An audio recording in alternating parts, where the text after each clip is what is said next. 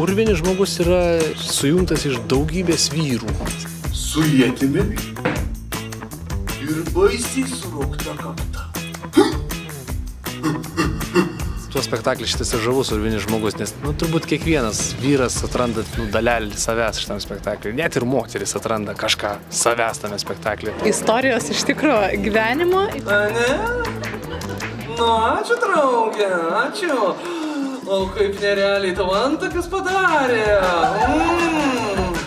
Mes iš tikrųjų esam tokie primityvūs, paprasti ir pasirodo tipiniai, nieko neišsiskiriantis. Tai iš tikrųjų labai malonus pojūtis.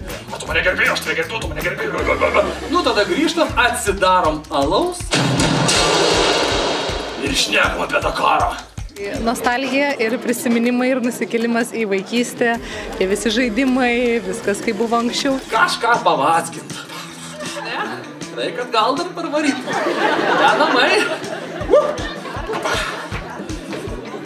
Tai labai visą laiką faina nusikelti į vaikystę ir prisiminti labai fainus, smagius dalykus. Man patiko šis spektaklis dėl to, kaip ir dauguma tokių, kurie kalba apie gyvenimiškas situacijas, kur mes galim atpažinti ir save galbūt pamatyti, visą laiką paliečia. Tai čia tikrai buvo nemažai tų akimirkų, kur galėjome ir apie save pagalvoti ir pasijuokti, ar ne?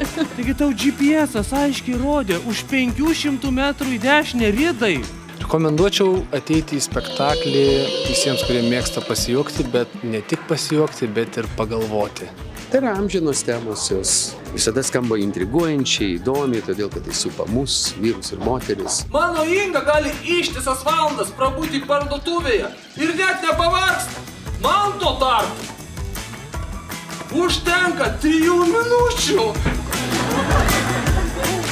I think the favorite part of the show for me has always been to see couples coming in and leaving happier afterwards, because that's what it's all about.